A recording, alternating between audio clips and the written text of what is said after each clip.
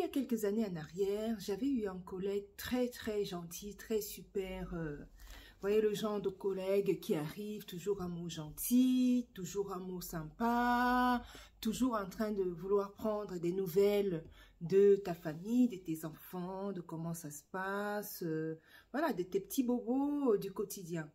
C'était le responsable de communication de la société. Il y a vraiment, et ça remonte à longtemps.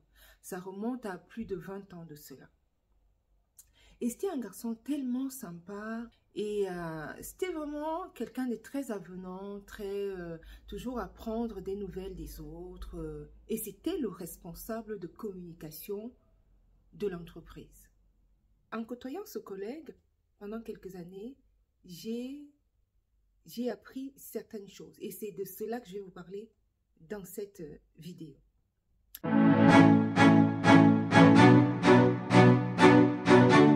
Salut les amis, comment allez-vous aujourd'hui? J'espère que vous allez bien. En ce qui me concerne, je me porte très bien. Dieu veille. Je ne peux que lui dire merci pour sa bienveillance à mon égard. S'il n'en était pas le cas pour vous, je vous le souhaite également. Que vous ayez la bonne santé et que tout aille comme vous le vouliez dans votre vie. Ici, vous êtes sur les conseils de Bellamina. Nous parlons de plusieurs sujets. Nous parlons des sujets d'intellect comme celui-ci, par exemple, celui qui va suivre. Nous parlons de la famille, nous parlons des escapades, de la spiritualité, la musique, etc. La famille, bon. Pas mal de choses. Donc, si vous vous retrouvez, franchement, je vous invite à rester et surtout à cliquer sur la petite cloche de notification afin que vous soyez notifié, bien sûr, après vous être abonné, bien sûr. Que vous soyez notifié à chaque fois qu'il y a une nouvelle vidéo. Aujourd'hui, c'est relaxé. Je m'en vais vous raconter une histoire très intéressante. Restez donc scotchés. On y va. Donc, je vous parlais de ce super collègue qui était vraiment waouh. C'est-à-dire, il arrive, il est auprès des gens, il va de porte en porte, de bureau en bureau pour dire bonjour, pour papoter 2-3 minutes avant d'arriver à son propre bureau. Et ce collègue était le responsable de communication, bien évidemment, de l'entreprise. À première vue, comme ça, abordé comme ça, on peut se dire, ah mais tiens, bon, c'est le responsable comme, donc, bon, bien évidemment, bon, il fait son jeu, il joue son rôle, il va de bureau en bureau, il salue, c'est son domaine. Mais non, figurez-vous que non. Suivez bien l'histoire. Donc, c'était le genre de gars, de collègues, donc bien sûr, comme je viens de vous le dire, prendre des nouvelles des collègues, etc., en train de faire des petites gâteries, des choses comme ça aux gens.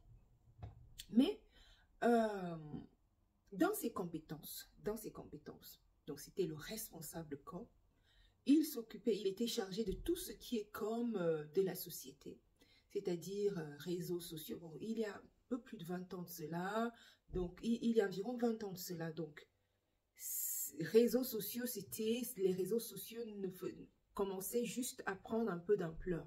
Donc vous voyez qu'il commençait avec une nouvelle ressource dont il n'était pas encore à même de réussir. Mais en tout cas, il avait la responsabilité de cette nouvelle ressource qui était les réseaux sociaux, qui était tout ce qui est émettre les newsletters de la société, les rapports d'activité auprès des différents partenaires de la société. Il était également, si je me souviens bien, bon, ça remonte à 20 ans de cela, un peu plus, il était également responsable de tout ce qui est SEO, bien sûr, pour tout ce qui est interaction au niveau de Google et tout ça. Donc, il était vraiment très compétent en la matière. Il était également responsable de tout ce qui est planification, organisation, de la com de la société. C'est-à-dire que s'il y avait un événement, c'est lui vraiment qui avait la charge de maqueter tout cela, de mettre tout cela en forme pour des présentations auprès des différentes parties prenantes, puisque cette société-là avait plusieurs parties prenantes et les partenaires, des très importants partenaires de la société civile et des très importants partenaires politiques. Donc, ce collègue très compétent, Très compétent. Si je vous le dis qu'il était compétent, il était. Franchement, il était compétent. Quand il mettait en forme ses présentations, puisqu'il était chargé aussi de cette partie comme de la société, quand il faisait ses présentations pour un événement lambda, ou alors quand l'entreprise avait à se présenter à des forums internationaux, il fallait vraiment que ça soit tip top, quoi. Vous voyez le genre, nickel, chrome, tout à sa place, les maquettes, les machins, les projections, PowerPoint, les flyers qui doivent être présentés dans les congrès, auprès des visiteurs, etc. Tout devait être au point.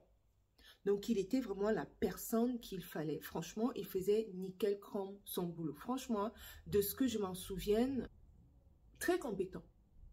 Hard skills, au top, au top. Il faisait son boulot au top, au top. Pas de reprise derrière, ni rien du tout. Franchement, tout le monde était content. Le grand patron content, les collègues contents. Quand il n'était pas là, franchement, on pouvait savoir qu'il n'était pas là. Donc, hard skills, au niveau de ces hard skills, nickel. En parlant de hard skills, qu'est-ce que c'est? On en a déjà parlé à la dernière vidéo, aux dernières vidéos. Allez-y, les toutes dernières vidéos sur la chaîne, vous allez voir qu'on a déjà parlé hard skills, la différence entre les hard skills et les soft skills. Et vous pourrez donc savoir ce que c'est les hard skills. Donc, je vous renvoie sur cette dernière vidéo-là. En tout cas, l'une des dernières, toutes des récentes vidéos, vous verrez ce que c'est les hard skills.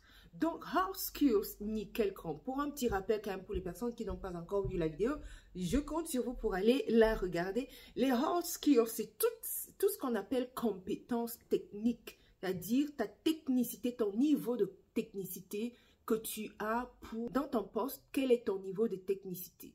Quelles sont tes compétences techniques? Même pas le niveau de technicité, parce que le niveau peut encore grimper au fur et à mesure. Mais plus les hard skills concernent vraiment tout ce qui est technique. Qu'est-ce que tu as appris concrètement pour ce poste-là?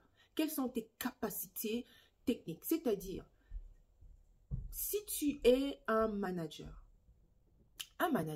tu es en capacité de pouvoir, par exemple, tu sais que dans ton rôle de manager, tu dois pouvoir, tes collaborateurs doivent compter sur toi, sur tel ou tel aspect de leur... Tu devras, en tant que manager, voir tes collaborateurs une fois par an pour pouvoir t'enquérir de leur évolution au sein de l'entreprise. Ça, c'est toi, en tant que manager, ce que tu te dois de faire. De te dire, voilà, je dois faire un état des lieux avec chaque employé de mon entreprise ou alors de mon niveau, de mon échelle de responsabilité. Si tu as des personnes que tu chapeautes, tu dois pouvoir, si c'est de ta responsabilité, si ça fait partie de ta fiche de poste, tu dois pouvoir les voir chaque année, bien sûr, pour pouvoir savoir si tout va bien, quelle est leur évolution, est-ce qu'ils ont bien réalisé leurs tâches comparativement à la fiche de poste que toi, tu leur as assignée tout au long depuis qu'ils sont dans l'entreprise. Donc, chaque année, toi, en tant que manager, tu te dois le faire. Tu te dois de savoir, de faire l'état des lieux de ton service en tant que manager. Donc, toi, en tant que manager, ça, c'est des compétences techniques, fonctionnelles et opérationnelles que tu dois avoir. Si tu n'as pas ces compétences, ça veut dire qu'il faut que tu te formes, que tu recycles pour que tu puisses avoir ces compétences-là. Bon, ça, c'est des compétences techniques. Maintenant, revenons, maintenant que je vous ai fait un petit rappel sur les compétences techniques, revenons sur ce collègue très brillant dans son domaine. Communication nickel au niveau technique. Chrome, vraiment nickel chrome. Franchement, il n'y avait rien à dire. Franchement, de ce que je m'en souviens, il était top. Il était très top. Pourquoi je vous parle de cette histoire? Parlant des hard skills. Donc, hard skills niveau plus. On va dire hard skills, on va dire oui, on va dire technicité, plus. Peut-être même 5 étoiles, on va dire. Maintenant, ce collègue, mais écoutez bien, ce collègue avait un défaut qui était lié à son propre travail. Écoutez bien, c'était quelqu'un d'hyper timide. Vous allez me demander, mais comment ça, timide?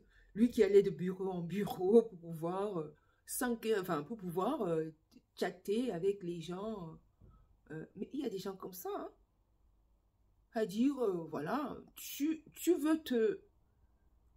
Il savait certainement qu'il était timide, mais le fait d'aller de bureau en bureau, en même temps, ça l'aidait à pouvoir être moins timide. Ça l'aidait à lutter contre ces défauts-là.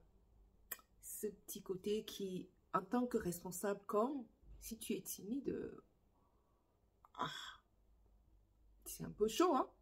C'est un peu chaud parce que responsable comme, tu dois pouvoir être un petit peu devant pour communiquer. C'est ce qu'on voit souvent en responsable comme, c'est vraiment que tu sais communiquer avec les gens, tu sais prendre, voilà, tu sais guider, tu as le sens de la relation avec les autres, de la relation à l'autre.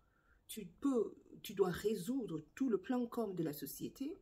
Il n'y a pas que le côté technique, mais il y a aussi là le côté soft skills d'un responsable communication qui est chargé carrément du relationnel, hein, souvent avec les partenaires extérieurs, intérieur comme extérieur. Donc, responsable comme tu dois pouvoir être au devant de la scène pour pouvoir communiquer, par exemple, avec les médias qui s'intéressent à ta société, avec les parties prenantes qui veulent être partenaires. Les responsables comme, c'est eux qui parlent le mieux de la société parce qu'ils ont une relation facile. Et généralement, souvent les responsables comme peuvent également être des facilitateurs qui vont faciliter les relations, qui vont faciliter... Donc, parce qu'ils ont ce truc-là, une fibre de la communication, de parler avec l'autre. Ils ont des techniques qui font que, voilà, c'est leur job, quoi.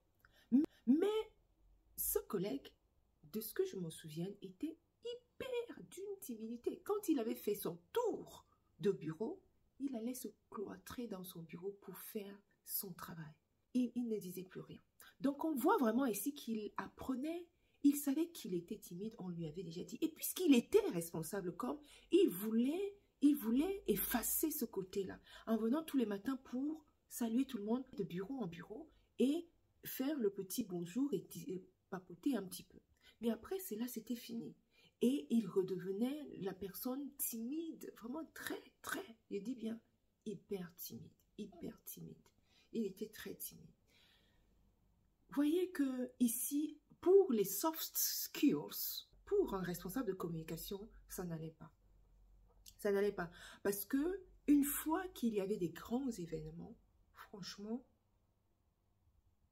ce n'était plus le collègue.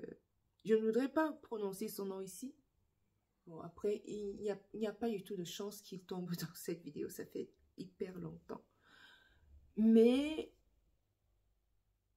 une fois il fallait être en relation avec les partenaires extérieurs, et dans ces sociétés-là, il y en avait, je vous assure, et avec des des niveaux assez élevés, quoi.